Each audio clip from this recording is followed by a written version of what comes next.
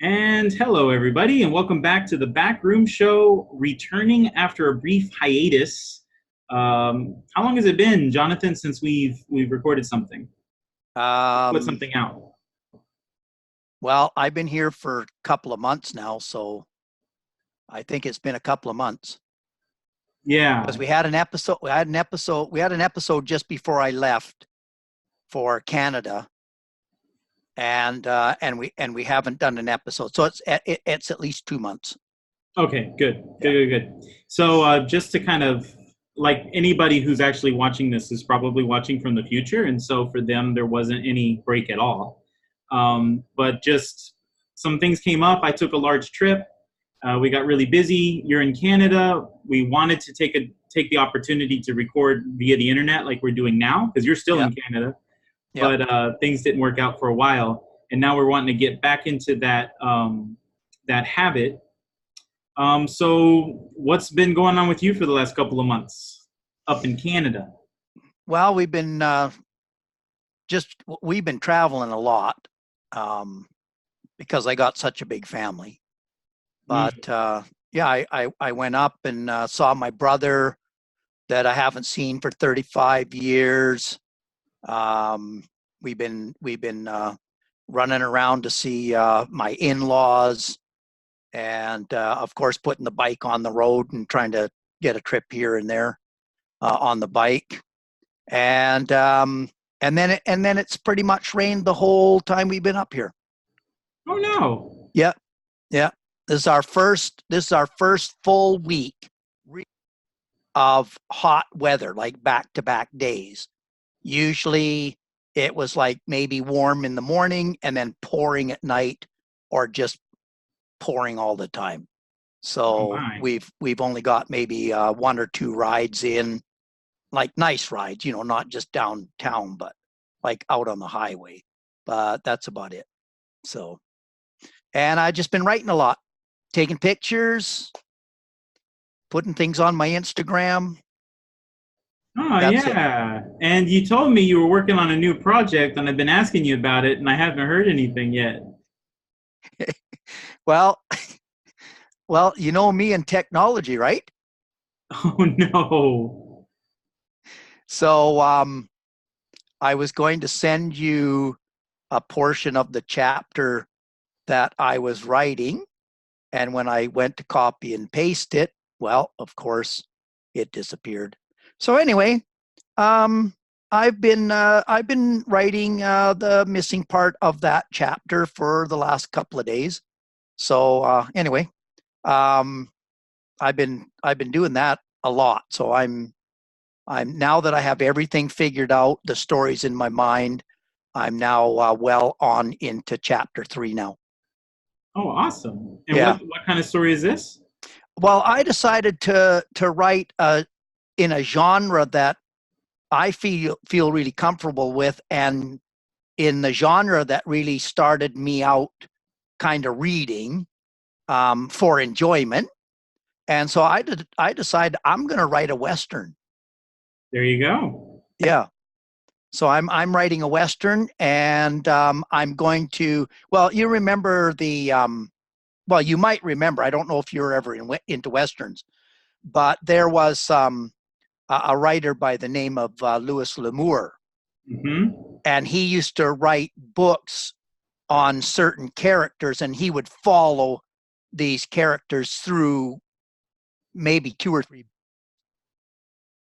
and then kind of tell little stories. So that's what I've done. I've created a character where I could probably write 15 novels on the novelettes on the character. Mm. So I've created a character that's kind of like on the move all the time. And Okay, cool. and then I just write a story. I'm writing stories around that character. His adventures. Yep, his adventures. Yeah, yeah, That's awesome. And yeah. that actually fits really well. When you told me you were doing that, it got my wheels spinning. And in a little bit, I'll tell you kind of this big idea that kind of grew out of that. That's going to be really cool. I think. See how you feel about it. Okay. Right. Yeah. I'm surprised that you guys have gotten so much rain because we went up to Toronto on the opposite side of Canada and had just pleasant weather. I think it rained once in the week. Yeah. We just had Yeah. so much pleasant weather, and everyone's complaining about the heat, and it's like 90s, and we're just Yeah. like so excited because it's cool compared to where we live. Exactly. We're like, oh, we don't mind at all. Yeah. Yeah. Yeah. But you know what happened? Just after you guys left, the weather network said that there was going to be a flip, and that literally happened. The east went cool, Okay. and we went hot. Oh, okay. So now the east side is getting all the rain and nasty Well, weather. they're not getting a lot of rain, but it's not as warm. Their heat Okay. wave is no longer there, but we're getting the heat that they had. That makes sense. We took a little trip through New York State, and we're driving those roads and stuff, and we got a pretty strong rain. And after that rain, it was so cool. Like my wife needed a jacket in the middle of the afternoon to go outside. That's how cool it got. Yeah. It's insane for July. Yeah. Well, and we don't get the humidity that they do back east either. It's true. It was So very ours is like dry heat, which is beautiful. It runs around like maybe 30 at 32 to be the hottest here. But yeah, I love it. Oh, that's great. It's actually been very pleasant here since we came back. Like, it's still hot. Yeah. All the way up to 40, 41, but it's been very dry, and it's real reluctant. Like, it'll stay in the 30, like around 30 or 32, like all morning, and it's breezy and it's very dry. Yeah. Which is awesome, because as soon as you get in the shade, you feel instantly cool, you know, and the sweat actually evaporates. Like, yeah, you don't feel like you have a little miniature weather, a little weather pattern, a black cloud, forming a Charlie Brown following you. Yeah. It was so humid when we left Mexico, and when we came back just last week or a few days ago, it's really pleasant. So we're hoping to stay this way for a while until the summer, because we're on a downhill slide now. Like we're excited to look forward to some cooler weather, at least cooler mornings. Yeah, cool. In the months to come. Yeah. Oh, well, awesome. All right, so before we started recording, I asked Jonathan if he wanted to. I had an idea to run by him, and if he wanted to do it off camera or on camera. He says, "Well, let's not do anything off camera. That's a waste. Let's record everything." This is where the gold. And it's true. You never know. Yeah. So I'm going to get a little bit inside baseball for some of this, but who knows? That could be beneficial to somebody along the way. And it's just kind of showing our process, why we do the things that we do. I think we should just be totally transparent. We're not trying to trick anybody. So, so first things first. I think I've published one more book since the last time we've recorded. Cool. I suppose. I guess it was one more book. I'm working on another one now that probably within 2 weeks will be published. And I'm starting to think very critically about all the different things that I use my time on. We made some changes to the show, like using this program. We'll probably still use this program even when we're in the same room together. And it's just because we record and then it spits out video and audio. We don't have to do anything. That way we don't have to do a lot of post-production, because that's just hours and hours of time. It builds up over the course of a week. It just builds up, and it's a lot of work, and we want to make this as streamlined as possible because our time is valuable. Like we need to be writing, and it's not like writing and work is the only thing we do. We have tons of things on our plate. We have to kind of balance everything. So exactly. Beyond that, just the quality of like the production, I've been thinking really critically about what we should spend our time on, and like what matters the most, right? So that I don't want to necessarily just do less things.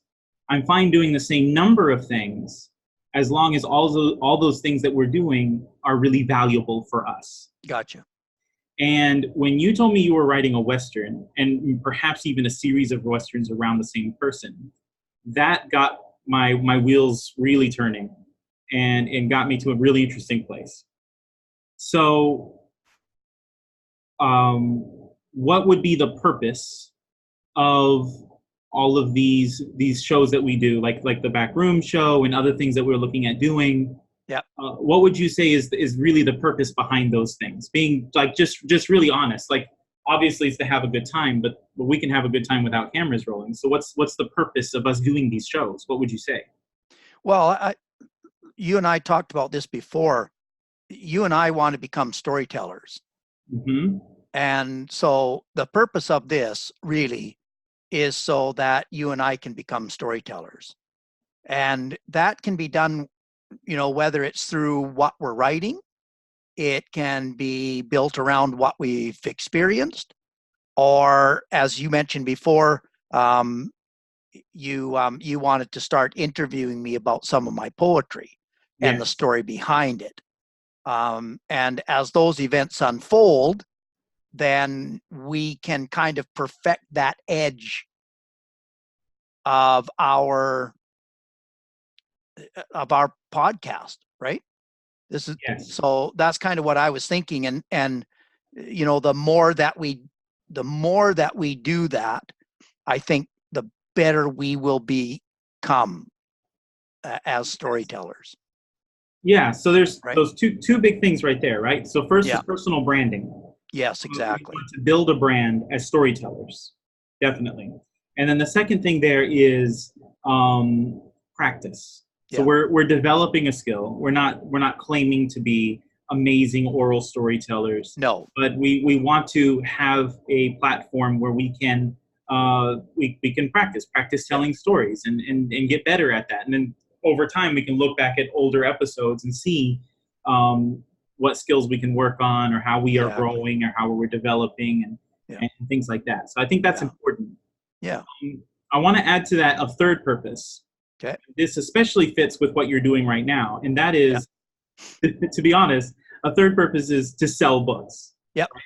Absolutely. Like let's just call it what it is. We're doing this and trying to build a personal brand, knowing that it would be wonderful at some point in the future if 2 or 3 or 4 times a year or more we get invited to go tell stories and give speeches before groups of people, and they pay us, even if it's a small amount of money, but it's basically like a paid vacation.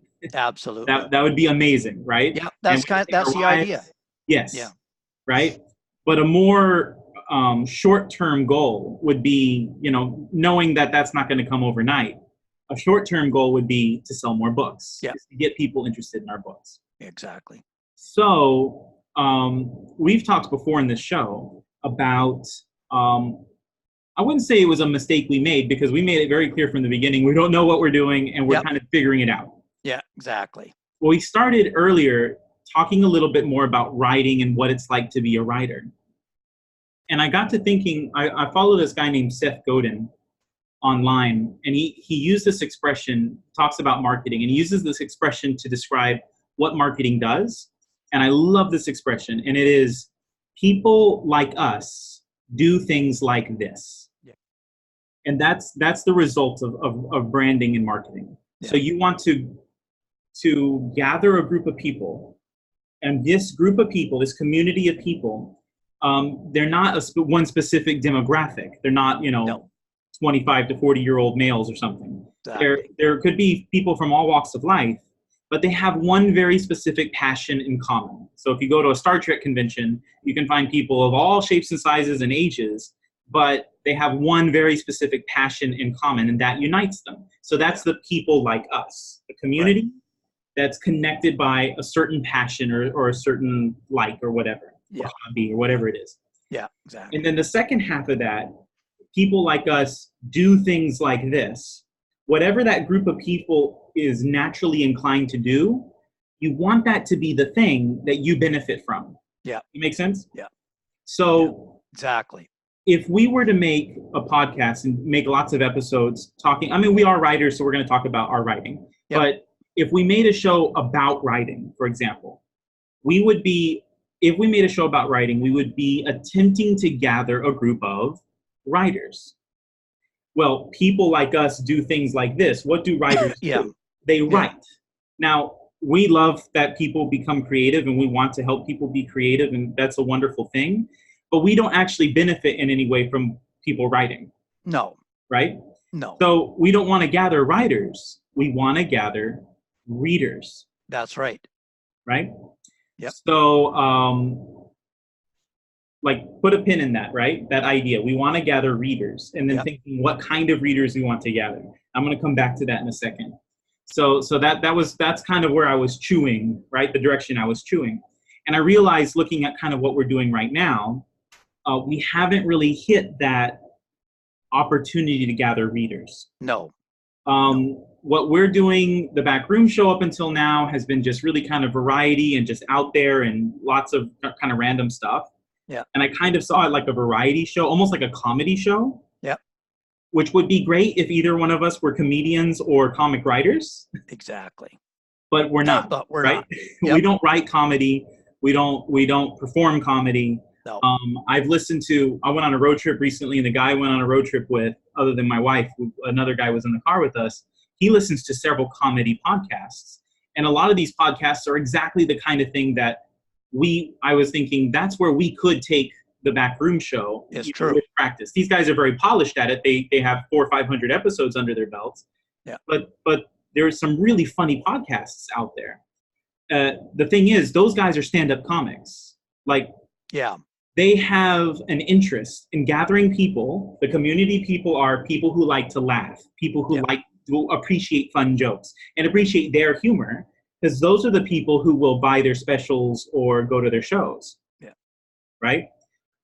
Well, that doesn't help us very much if we make just a variety comedy show. No.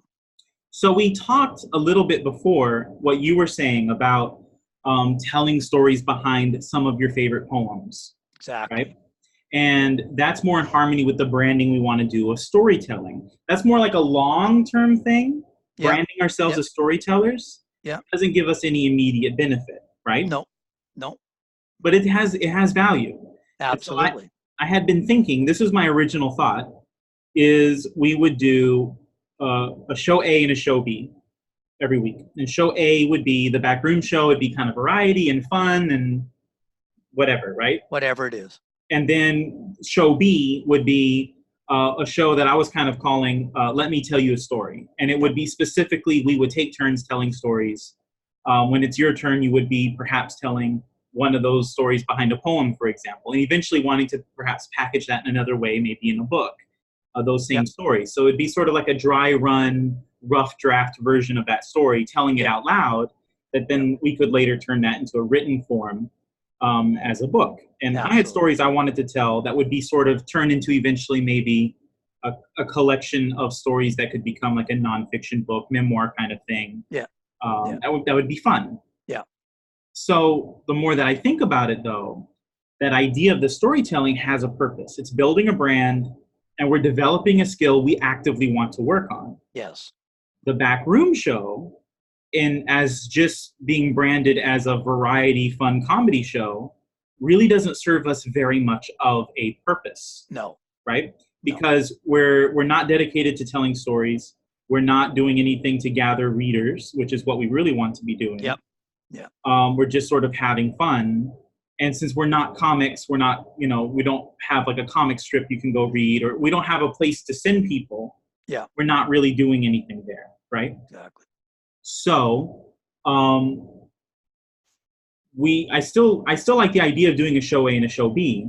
Yep. But it really shouldn't be, to my mind, it shouldn't be the Backroom Show, comedy, not really a point, and then Let Me Tell You a Story, which very much has a point because of the two purposes that you brought out earlier. We can build a brand and practice something we actively want to improve on. Exactly. Right? Yep. So the options would be as follows, right? One of those two would need to be axed. Yeah. Right? Yeah. Leaving only one. Right. Or they would need to be combined. Exactly. Right? Those would be the only two options, right? Yep. There's a lot of sentimental reasons why we want to keep the Backroom Show. We already have some episodes made for it. We kind of enjoy that kind of branding. And the idea would be giving more of a purpose to the Backroom Show. Yeah. Making it, still calling it the Backroom Show, but a recurring segment of the Backroom Show would be the Let Me Tell You a Story segment. Story. Absolutely. Most episodes would be highlight a story. And Yeah. one episode I'd be telling the story. We'd have some opening banter and some closing banter, have plenty of jokes and just us being ourselves and having fun in there. But there would be a meat component to it. That would be in most episodes. If we do a Q&A episode, or if we just have some random stuff we want to talk about, we never get to a story, that's fine. But the point that people would be coming back to is, these are guys who tell fun or funny or interesting stories, personal stories, and who are learning to be better storytellers. Yeah. And so that's option A would be combining the idea of Let's Tell a Story or Let Me Tell You a Story and the Backroom Show into one and calling it the Backroom Show. The other option would be just axing the Backroom Show completely and just making a show that's 100% just about someone telling a story. Right? Yeah. So what do you think about those two options? What are your thoughts there? Well, I like the idea of keeping the Backroom Show because for one thing, it's sentimental. It's something that we started together, and I think that what we do is, as you mentioned before, we can kind of open, with a little bit of banter and what we're going to do, but make sure that before we start an episode that we're not just on about nothing. Mm-hmm. So have it planned out and specifically what we're going to talk about. So in one episode, if I'm going to highlight a poem that I've written and there's a story behind it, then our listeners are going to know that's what's coming, right? And then actually have planned what the next episode's going to be. So stay tuned next week. Jacob's got a great story about this or that, or Chris is going to talk about this, or we just went on an adventure together and this is what we're going to talk about this next episode. So that we're generating a following, not just because we're talking, but there's going to be a purpose. Yeah. Right? And so we can highlight certain aspects. For example, I was thinking of, all right, if you've read my book, The Dark Closet, there's a poem in there called Such and Such. Mm-hmm. Right? And let me give you the history of this poem, right? And then give the history of the poem and just kind of say, well, if you want to read any more, download or buy the book. Or if you read a poem in that book that you'd like to hear the story behind, let me know. Yeah. I'll give you the story, right? Yeah, absolutely. So that can connect back to books that are already written. And also those episodes, like I said, I look forward to telling some stories that I, in the future, would like to be able to go back and listen to that episode. So I'm able to then write a chapter of a book that's based around that same story, and kind of having that dry run, that rough draft of telling it out loud first. And you're asking questions and we're going back and forth. I'm not just giving a presentation. Yeah, exactly. Right? Exactly. So it's lively and it's fun, but it may help kind of sharpen some of those points ahead of time. So when I sit down to write that book or that chapter of that book, that, it'd be very beneficial for us and beneficial for people who listen to it. Yeah. Now, so the downside to keeping the name The Backroom Show is that it's not searchable. Mm-hmm. Right? If we were, let me think of a good business. Like if we were real estate agents, or if we were, for example, if we were real estate agents and we were doing a show, a great example would be a great thing for real estate agents to do using a podcast or a show would be to talk about the area where they sell real estate. Yeah. It wouldn't be the real estate show. No. Right? It would be if they're in, whatever, Virginia or whatever, it would be that they would talk all about that location. Yeah. They would become local experts, almost like Right. tour guides of that location. They know everything about the community, everything that's happening. so that everybody wants to tune in and see what's happening in that location and what are the historic landmarks and what are the communities like and what is the school doing this year and who won the spelling bee and Yeah. how good is the local sports teams like the high school and middle school sports teams doing, because those are exactly the kinds of things that a real estate agent should know. Yeah. And can use to then gather prospective people looking for a house in that region, right? Yeah. So they would need it to be very searchable, is my point. Okay. If you were selling, I don't know, if like, let's say you had a golf club selling business, right? And you wanted to make a podcast about golf so that you could attract possible customers, that would be perfect, right? So the people you're gathering are golf fanatics. Golf fanatics buy golf clubs, you sell golf clubs. So people like us do things like this, fits exactly in with what you want them to do as a business. Yeah. Well, they would have to have the word golf in the title of the show. Yeah. It has to be searchable. Yeah. But I don't think there's a huge number of people out there that are searching for oral storytellers. No, that's true. Right? That's true. So the fact that it's not searchable may not really be that big of a disadvantage when you really think about it, because it's not that kind of business. Yeah. Yeah. It's a slow burn kind of thing. It's looking at the long game. Yeah. It may take a couple of years to get the community that we're looking for and for us to get the skills that we're looking for. So it works both ways. That's true. That's true. Yeah. Okay, perfect. So the idea would be show A, backroom show, kind of eats the let me tell you a story concept and becomes one, and it gives the backroom show a very fine point. Yeah. That 95% of the episodes, not necessarily every episode, but the vast majority of episodes are specifically about someone telling a story and two storytellers working on their craft of oral storytelling. Yeah. Right? Yeah. That sounds That's perfect. the idea. That's the idea. And like you said, it doesn't always have to be a story about our books or a story about poetry. It can be just, it can be a story about something we experienced on a trip. Yeah. It can be a story about a friend. It can be a story about one of your relatives, whatever it might be. We want to focus on the story. Yeah, because we're just practicing. So whenever we want to talk, our goal is to make it funny, to make it interesting, to make it happy, to make it sad, to make people who listen laugh or cry or feel whatever they're supposed to feel as they hear that story. Like we want to improve in that. So that would be awesome. And people can go along that journey with us. If someone's interested in telling stories and learning to be a storyteller, well, they can learn right along with us. Or if they just like hearing fun stories and it's just a relaxing, entertaining show, then they can come and enjoy that. Yeah. That would be great. Absolutely. Yeah, absolutely. Yeah. Awesome.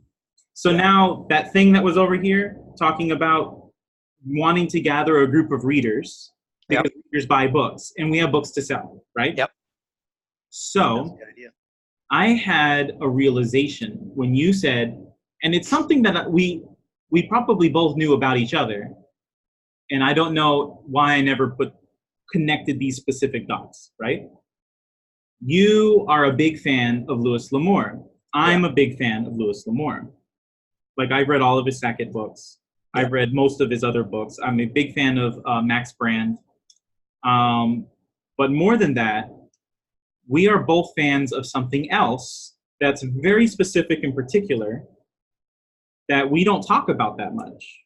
You've expressed to me how you are not very entertained by most modern television. That's right. So basically, if it's in color, you're not entertained by it, right? That's right. You like the old stuff. I like the oldies, but the goodies. Yeah. There you go. Yeah. And something I realized the other day that we were listening to on a road trip we took recently was old radio shows. That's what I listen to all the time. Okay, so this is what I'm chewing on. I'm a huge fan of pulp fiction. Okay. Old pulp magazines, the old dime novels, that's the old westerns. I would consider Louis L'Amour to be a pulp writer. Oh, yeah, absolutely. Right? I love The Shadow, The Lone Ranger, Doc Savage, Dr. Death, Flash Gordon, all of those old classic sci-fi thriller, mystery, and Western stories. With those, That's when they were a story. was that? That's when they were a story. Yes. There aren't any more stories in movies or in television. Yeah, it's definitely changed over time. And those are some of my favorite stories as well. And it just so happens what you're writing is very much in the vein of those old pulp writers. Yep. You're writing very short, fun adventures that center around a specific hero or character that recurs again and again in each episode or each book. Right? Absolutely. That's exactly how all of those old books are. Like, I don't know how many hundred of Doc Savage books there are. Oh, yeah. Multiples of them. Yeah. Right? And they still write Doc Savage books to this day. There is still a market. There are still people who, who write books for his, because the guy, Lester Dent, long gone. but his he's ridden off in the sunset. That's for sure. But his estate still pays for books. Absolutely. Paid, right? And there are people who still write and read those books. And there's a whole movement that kind of exploded just recently of modern pulps. So there's people who are sort of taking the old Dick Tracy-esque characters, and Indiana Jones was kind of like that's not exactly a pulp character, but Indiana Jones was made to be a sort of a riff off of those original old characters like Doc Savage and absolutely, right? Yeah. And all of my favorite science fiction, like the old Star Trek novels, are all from the 50s and 60s back, right? Yep. Absolutely. So here's my thought. Both of us are writing things currently that could be classified as modern pulp. Yep.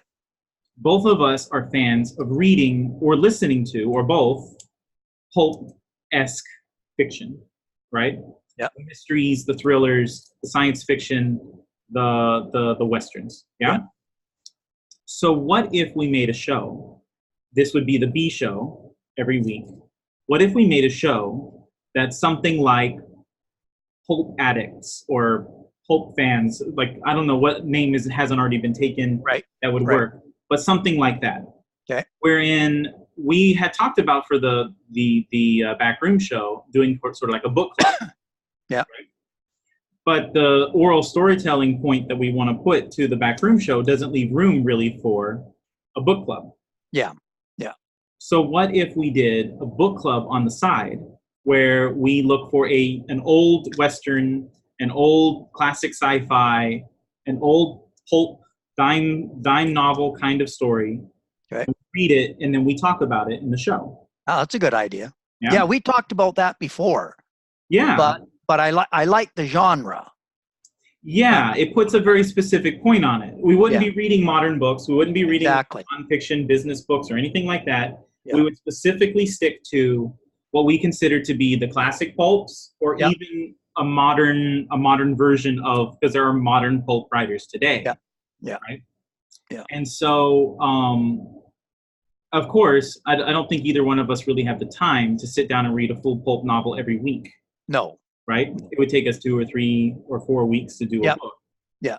But in the meantime, what if we have an episode of a radio show that we do? Because you can definitely sit down and listen to one of those. They're 15 minutes absolutely long. Yeah. I listen to them every night. Well, there you go. So what if you have a specific one that you're supposed to listen to, a Lone Ranger episode, or Superman even had his own radio show back in the day before he was on TV, right? And several of these others, Dick Tracy, Flash Gordon, they all had radio shows.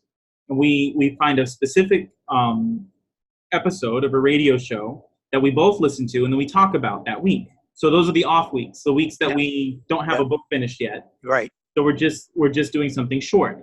Or if I find a short story, because you can still find those old, like the Amazing Tales and all those old. Oh yeah. Yeah. Right. Those old pulp magazines. Yep. Right? Yeah. Even Asimov science fiction. Yeah, all the sci-fi stuff is short.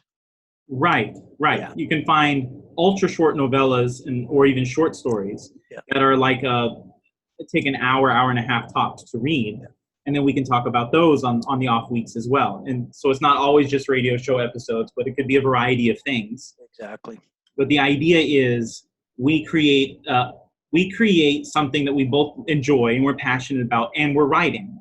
So now we can start to kind of hopefully collect together a community of people that are also passionate about those specific things. Yep. Right. Good idea. You know, if they are so inclined, like we're not going to shove it in their face constantly or anything. But if they're so inclined, they could also choose to read some of the stories that we're writing. At least they would be a better fitting audience for those things. That's true. Right? That's true. Yeah. Yeah. So what do you think? Sounds good. Yeah. All right. So awesome. we should map that out. Yes. Yeah. Definitely. We should map that out. Absolutely. Yeah. Okay, good. So were we thinking we're going to change the name of the Backroom Show? Well, then probably not, because like we said, nobody's searching for storytelling. No. So there's no real purpose to making it the storytelling show or whatever, right? Exactly. Yeah. It wouldn't be that much of a help. If we were real estate agents or selling golf clubs, then we would definitely want to rename it to perfectly fit what we're trying to sell, what we're trying to do. But since that's sort of long-term branding, go ahead. Yeah. And I kind of like the idea of still having it like the Backroom Show, because, you know, it's like to me the back room, or you know, something along that lines. It reminds me of storytelling. I mean, you know, you're sitting in the living room, you're sitting in the back room, you're just sitting around telling stories, and it's more like almost suggesting the comfort zone that you want to be in. Yes. You know? Yeah. Kind of thing. We kind of talked about that, because I think we're going to rename our YouTube channel called The Back Room. Exactly. And it's just because we racked our brains trying to come up with what the YouTube channel could be called. And in the end, it was like, well, it's a place. It's a place of comfort. It's like a story corner. It's a place you can come, you can relax and be comfortable and hear an interesting story or puzzle over a mystery together or whatever it is. Yeah. Yep, I agree. All right, awesome. So this is episode 9. I just looked right now. We have 8 episodes posted. We do. Yep. So this would be episode 9. Episode 10 would be the first episode where we try to feature a story. Good. Yeah. That's our plan. Coming up, probably take a couple of weeks, but coming up, we will have the first episode of whatever it'll be called, that features pulp fiction, right? Yep. Pulp radio shows, those kinds of things. Yep. And I have a suspicion that the more we read of those things, the more inspired both of us will be to want to write the things that we really do love. Yeah. We'll be influenced and inspired by those things. And and one of the things that I love about pulp fiction, like those old stories and stuff, is just the sense of adventure and wonder that's in them. Yeah. It doesn't take itself very seriously. Nope. They're just larger than life characters. Every character is just zany and out there and larger than life. Yeah. And they're doing these fun adventures, and nobody is trying to seek deeper meaning behind things. It's not literary where you have to work your way through pages after pages after page of like deep purple prose and descriptions. It just gets right into the adventure as quickly as possible. Yeah. Right? Yeah. Which is great. At the end of chapter 1, somebody's dead. Somebody's on the run. Yeah. A spaceship just landed. Whatever's going to start the story. By the end of chapter 1, it's there. You don't go through 6, 7 chapters of introducing the characters and introducing the town and all that stuff. It jumps right into the action. Yeah. Which is fun. Yeah, and that's why I went with the genre that I did, because as you know, I've been trying to write a couple of different books, and I've kind of like on a couple of them, I've just hit a wall because I wasn't really sure how this was going to go. How do I bend this way, bend it that way? How do I do this and that? And I just remember, you know, reading those dime novels, that's absolutely the way it was. It was like, here's the character, this is what's happened, this is the conclusion, and we'll see you later. Yeah. And in between, there was this, it's like from page 1 to the last page, there was like excitement. And you know what? You already knew what was going to happen, but who cares? Yeah, it It's wasn't not a complicated. mystery. It's just a story that you can get instantly involved in, Yes. and away you go. And so that's why I thought I'm going to write a Western, because I mean the simplicity of those is amazing. It's amazing. Yeah. And Yeah, so, it's just meant to be fun. To yep, have fun. You're supposed to exactly. just have fun reading it. It's not Yep. supposed to be homework. Nope. It's just meant to be fun. Yep. And it's instant escapism. Yep. Taking you into That's what another it is. world with these characters and just seeing how they handle whatever big new adventure, big obstacle, new trouble is that comes their way, and how they handle it. And that's what makes it fun and exciting. Well, and the other thing that I love about this is, because I was thinking about this today, is that you can take almost that same character, the same scenario, and jump it into a different genre. Yeah, it's true. So, here's a guy, like today he's a cowboy, tomorrow he's an astronaut. Everything that's happening to him can happen on Mars, or it can happen underground. It can, so the adventure is there, and it can skip it, it can transcend genres. That's Yeah, the idea. absolutely, absolutely. In fact, many of the classic science fiction books were basically westerns in space, Absolutely. right? That's what Yeah. they said about Star Trek: The Original Series. They said that's basically which like wagon, like it's basically a wagon train Like story in yeah, of space. course it They just was. come to a new location every Yeah. week, and Yep. something crazy happens, Yep. and then they deal Absolutely. with it, and then hurrah, hurrah, the heroes win, and the bad guys get Yep. what's coming to them, and then they ride off into the sunset to the next crazy location to start over. Yep. And It that's was like, it. That was yeah, Gunsmoke. That's all of those were the same thing. that's all it was. Hmm. Two guys facing off, and the fastest draw wins. That's it. It's the same thing. Same story. Yeah. All right, So, great. Well, I'm glad we have some semblance of a of a plan. We'll see how yeah, it works out. Of course, we're gonna stumble our way through it because that's classic backroom show style. absolutely. Make lots of mistakes along the way, but have fun That's doing part it. of the fun, Yeah, right? definitely. Yeah. Okay. All right. Well, I Sounds think good. that I think we came to a natural close, and so Very good. that's it. Thanks everybody for listening, and we'll talk to you next time. All right. Jonathan Graves, right? See you, everyone. Bye bye.